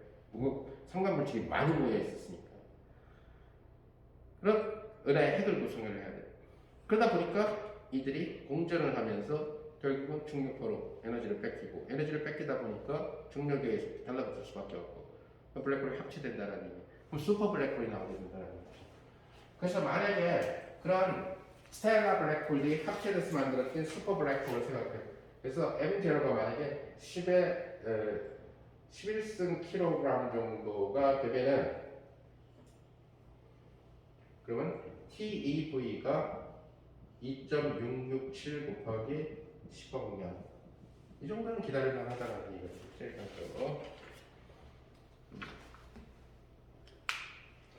그럼 블랙홀이 좀 우리가 관측할 정도로 빨리 증발해버리면은 좀 호킹 이렇게 죽어가면서 엄청나게 아까 얘기한 대로 DMDT가 너무나 빠른 속도로 작아지게 되면 파워가 급상승해요, 그죠? DMDT. 다른 시간당 질량이 팍팍 줄어들게 되면 파워는 바로 여기서 얘기하는 파워는 바로 블랙홀의 밝기, 루미노선티가 된다는 광도가 된다는 얘기죠. 그 블랙홀이 엄청나게 많은 입자와 광자를 쏟아내기 시작하게 되면은 무지무지 밝아지게 된다는 거예요. 광도가 엄청나게 높아진다는 거죠. 자, 그래서 만약에 이제 이론가들은 자동차 정도 질량을 갖고 있는 블랙홀이 있다라고 합시다. 그리고 슈바르츠 쉴드 반지름이 뭐 있을 수 없겠지만 뭐 꼭 그렇게 10-24승 메타 정도 되는 질량은 자동차 정도 소형 자동차 정도 질량. 그러면 이것이 증발하는데 걸리는 시간은 나노초 순식간이라는 거죠. 그런데 이 나노초 동안 죽으면서 밝기는 처음에서 죽을 때까지 밝기는 태양의 광도의 200배 이상으로. 중요한 사실은 자동차 정도 질량의 블랙홀 없다라는 거죠. 그렇죠? 아까 얘기한 것처럼. 그리고 현재 단계에서는 블랙홀 이베포레이션을 갖다가 생각을 할 수가 없어요. 그 이유는 아까도 얘기한 것처럼 2.7 켈빈이라고 하는 우주 온도에 비해서 지금 블랙홀들의 표면 온도가 호킹 계산으로 계산해본 블랙홀들의 적절한 사이즈의 블랙홀의 그 케이스를 살펴보면은 나노 켈빈 정도 오도로 너무나 차갑다라는 거죠. 그러니까 우주가 나노 켈빈이 아니라 뭐 피코 켈빈이나 헥토 켈빈으로 나노 켈빈을 무시할 수 있을 정도로 사라지거나 아니면 반대로 블랙홀들이 합체돼 가지고 엄청나게 거대해지거나 아니면 반대로 충분히 긴 시간 10의 100승년을 기다리거나 뭐 이런 방식들에 의해서 관측을 할 수가 있다. 그 얘기는 결국 우리가 학교에서도 내 친구 중에서도 모 대학에 계속 블랙홀 라디에이션만 갖고만 이게 호킹 레디에이션만 갖고 논문을 쓰는 친구가 있는데 맨날 같이 밥 먹으면서 맨날 놀리는 이유가 넌 노벨상 못하겠다. 나도 안다. 나도 노벨상 못하는 거 안다. 근데 좋은 논문은 쓸 수 있어요. 사실은 블랙홀 엔트로피는 굉장히 아이디어를 내면은 재밌는 어떤 뭐꼭 예를 들어서 노벨상 안 탄다 하더라도 결국 미래의 후세 사람들한테 자료를 남겨주는 거니까. 또 하나 이것이 퀀텀 블랙홀이기 때문에 우리가 예기치 않는 스텔라 블랙홀이 아니라 정말 미니 사이즈의 초소형 블랙홀을 생각할 수도 있다는 얘기가 되겠죠. 그래서 초소형 블랙홀들 같은 경우들을 생각을 한다면 퀀텀 블랙홀 같은 경우 생각한다고 했다면 계산은 달라지게 된다는 거예요. 스텔라 블랙홀의 경우는 아무리 줄어든다 하더라도 그 한계가 있다라고 얘기하니까 저거 한다는 얘기고. 그래서 아무튼 아까 얘기한 것처럼 블랙홀 서머다이넥스 입장에서 보게 되면 우주의 미래는 암울하다라는 얘기가 되겠죠. 결국에서는 모든 것들이 블랙홀로 합체돼 버리고 브라이트 매터는 반짝반짝 빛나는 것은 다 없어져 버리는 그런. 그러니까 뭐가 이제 블랙홀들이 너무 많아지게 되면은 온통 우주가 대형 블랙홀 스타일로 가게 되면 뭐가 별이 생기기도 전에 사건의 지평선으로 빨려들어서 거대 블랙홀을 만들어줘. 뭐 이렇게 성운에서 성화물질이 뭉쳐가지고 막 만들어져야 되는데 옆에 블랙홀이 또 하나 생겼어. 그러니까 얘네들이 뭉쳐지기 전에 이미 빨려 들어간다. 그 얘기는 뭐냐면은 솜사탕 장수가 솜을 막 만들어서 손님한테 팔려고 그러는데 옆에 진공청소기를 5개 들이대고 있는 거예요. 그럼 솜사탕이 만들어지기 전에 솜이 다 빨려들어. 그럼 손님한테 줄 솜사탕은 없어요. 그럼 솜사탕은 안 만들어지고 진공청소기에 빨려 들어가 솜만 있다. 그러니까 블랙홀을 제일 쉽게 비교하는 방법이 진공청소이고 사건의 지평선을 제일 잘 비교하는 방법은 진공청소기가 빨아들일 수 있는 최대 거리를 갖다가 사건의 지평선에다 얘기하죠. 그러니까 우리 집 청소하는데 옆집 휴지가 우리 집에 오지는 않잖아, 그지? 내가 막 청소를 하고 있는데 아 청소 좀 그만해요. 우리 집 종이가 다 돌로 들어가잖아요. 이렇게 하지 않는다. 그냥 사건의 지평선을 벗어났다. 우리가 진공청소기에 이렇게 청소해본 사람은 알지만 사람은 그냥 제자리에 있고 애들이 다 오기를 원하죠. 그렇지 않다는 거죠. 많이 다가가야 한다. 많이 가야 하는 거죠. 그런 것들을 생각을 하면은 블랙홀 서머 다이나믹스랑 호킹 아이디어는 굉장히 나이스하고 뷰티풀한 아이디어지만은 관측상에는 에러가 있고 한계가 있다.